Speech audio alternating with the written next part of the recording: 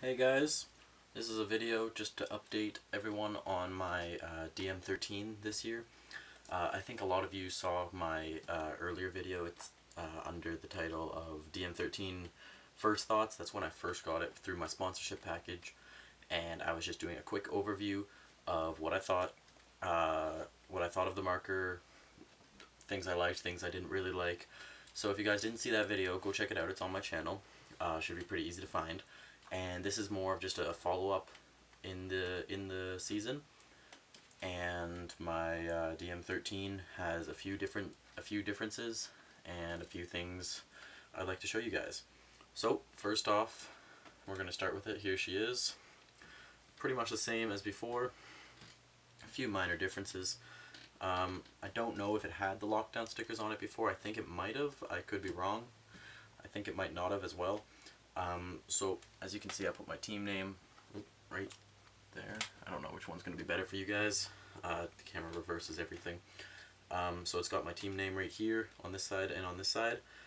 I have actually part swapped it with another DM13. I swapped it with the purple and gray. I'm not sure exactly what it's called, but needless to say, I now have purple accents, polished purple.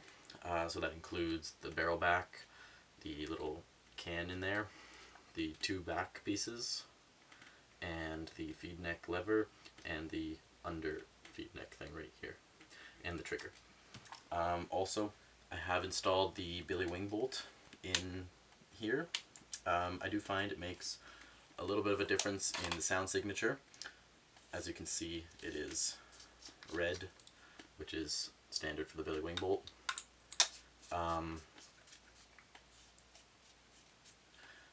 I just don't have the carbon fiber wrap on it just because I like the purple with all the other accents. I might switch that up later, but I'm not sure. So there it goes. In addition to that, I have the Virtue OLED board. So it's got a little screen right here. It still has the light up at the top, if you can see right there, the red light. And it's got the light on this side as well, right here in this area right there. So that's basically the overview of how my DM has changed. I'm just going to turn this off really quick. So that's basically the overview of how my DM has changed throughout the season. There hasn't been much change, just some cosmetic things, such as the stickers and the part change, the part swap. The physical and mechanical difference does include the Virtue board and the Billy Wing bolt. I actually got a good deal on both of them through a friend of mine. He was selling them used for both of them for, I believe it was $100 or $120. So that's pretty good for what they are and how much they actually cost when you go retail. And these stickers were actually provided by my team. You could just pick them up. Somebody had a vinyl cutter and just cut them all out. So that was very helpful and very nice to have. I have some on the lenses of my mask as well. So now I'm just going to talk about the overall feeling that I have towards this marker. With the upgrades that I have in it, I have made this basically the ideal marker for my personal needs in my tournament experience.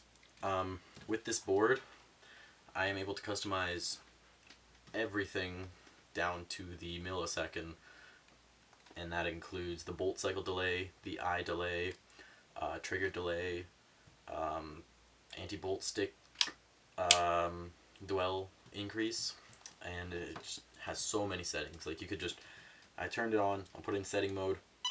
So I've got the profile, which you can have up to 4 profiles, which is 4 different settings that you can just 4 different settings that you can pre-program into the board so that you can change it on the fly if you're playing PSP, if you want to play semi, if you want to play some sort of ramp that you have customized.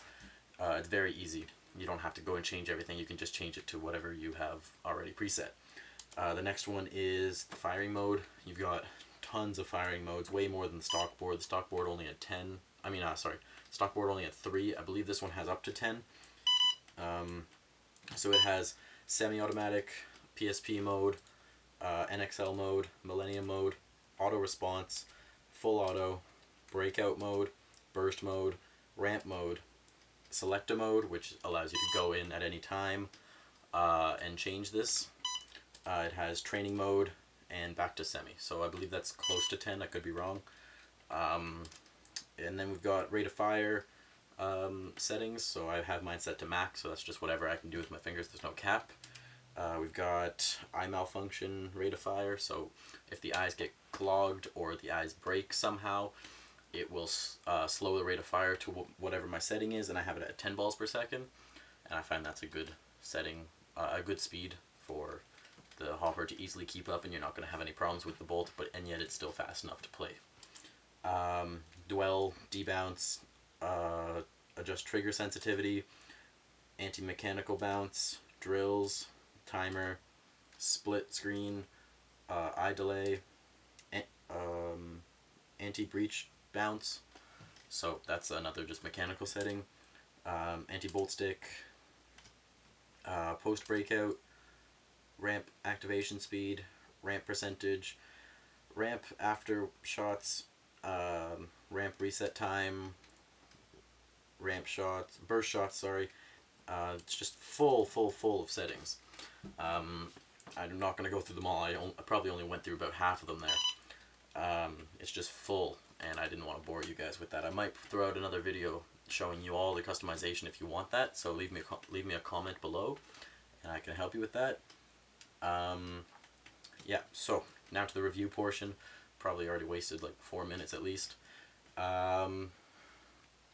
So overall, with all the customization, the tuning, the settings, and the upgrades, I have made this my ideal marker. It allows me to reach rates of fire that I love, thanks to the Virtue board. It's just a faster cycle. I can change the bolt cycle delay, which was not available in the stock die board, which allows me to shorten the amount of time that nothing is going on in the gun, which allows you to get to higher rates of fire. With the Billy Wing bolt, I find a nice, smooth, consistent, and quiet shot. The Die Ultralight barrel, don't need to change it. A lot of people have the carbon fiber back. I haven't really used one of those very much. I haven't picked one up. I'm not sure if I'm going to, for a few reasons. One, it's quite a bit of money. Two, I don't know if it's going to make a huge difference in the performance. Yet again, I haven't tried one, so I could be completely wrong. 3, I like the colors, the color matchup. As soon as you throw that carbon fiber on there, it's not really matched unless you have the Billy Wing bolt carbon fiber, then it's matched to that, but then you lose out on some of the other accent pieces.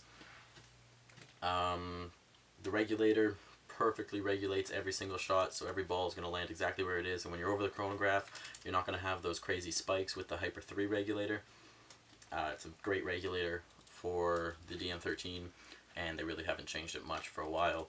The only time I ever cronied too high on a tournament was when the chronograph they were using at the station outside the field was a different style of chronograph than the refs were using. It was just one of those big platform ones, the big yellow ones, and the refs had the Virtue clock, the little handhelds. So they were cronying at different levels. So on the big one I was cronied around 280 to 290, 285-ish, and on the Virtue it was around 302. So they kicked me off the field, and I had to grab a teammate's gun to finish up the point. And yeah, so just be careful of that. Remember that the ref's crony might not be the same as yours if you're playing tournaments, because even that 2 feet per second, they're going to kick you off. What else do I have to say? Highly air efficient, one of the best spool valve guns there is you can get for air efficiency. The LPR makes a super soft bolt push. You can stick your finger in here no problem, and like, I know you can do it with most guns, almost every gun, but some guns it still pinches your finger a little. DM13, you can just rest it in there and it won't even budge. That shows you how slowly and how softly the bolt is actually moving inside all the inner workings. You've got the clamping feed neck, which is an amazing feed neck. You got no problems there. It's just standard clamping feed neck. On-off ASA, never had a problem with it. It's not going to leak, not going to break. trigger, nicely adjustable trigger. You can adjust it to however you want. You can also buy aftermarket triggers if this isn't the style you like. The little S shape there. It's more of a, I guess it's not really an S shape. It's more of just, I don't know what to call it. It's the Iron Man trigger, I believe. Also, don't quote me on that. I'm not exactly sure. Yeah, so that's basically my overview of the DM13. After playing with it for 3 tournaments, I have my 4th coming up not this weekend, 2 weeks from now. So that should be fun, heading up to Ottawa. Gonna have some fun time there, hopefully place well. Yeah, so that's my review of the DM13. There's really not much to say other than the fact that it's an amazing gun. Great gun stock, amazing gun when you get upgrades, but either way you go, you're not going to have any issues with it. The only possible upgrades that I can still buy into, which I'm most likely not going to do because I just don't find the need, are laser eyes, slightly more efficient on battery life and better at reading the ball in the chamber, especially with different colored balls, and possibly the carbon fiber barrel back, but I'm not sure. So I'll keep you guys updated. Let me know what you think about my videos. Please comment, rate, or subscribe even if you really liked this video, and I'll have lots of more videos coming out soon. I'm very happy to share everything that I have with you guys. I know I'm very lucky to have it with my sponsorship, and I'd like you guys to all share in my knowledge and my experience with the equipment. So yeah, just please comment, like my video, and check out my other videos. They're all on my channel, and you can suggest topics for new videos, or you can suggest new videos just through my channel, or message me or comment anywhere. So that's about it. Sorry guys, I don't know what happened there. My camera seems to want to stop recording randomly, so I was just about finishing up my video. I was just saying that's about it, guys, and I'll see you next time. So there you go. I just said it. I'm done for today. And that was my review on the Dye DM13. And yeah, hope to see you guys interacting with my channel and my videos. Thanks a lot, and I will see you next time I make a video.